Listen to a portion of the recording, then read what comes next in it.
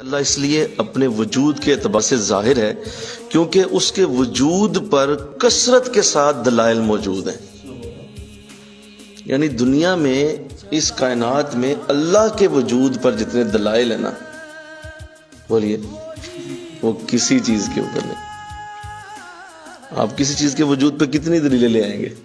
2 لے آئیں گے، 6 لے آئیں گے، 10 لے آئیں گے، 20 دلیلیں ہو جائیں گی کہ یہ شے موجود تھی یا ہے.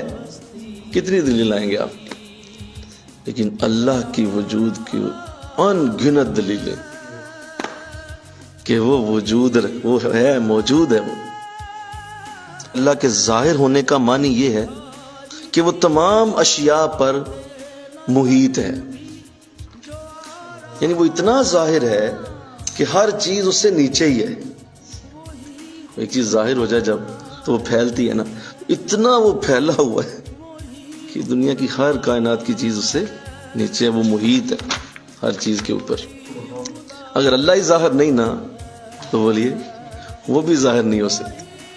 یہ جتنے ظاہر چیزیں نظر آ رہی ہیں یہ اللہ کے ظاہر ہونے کی وجہ سے.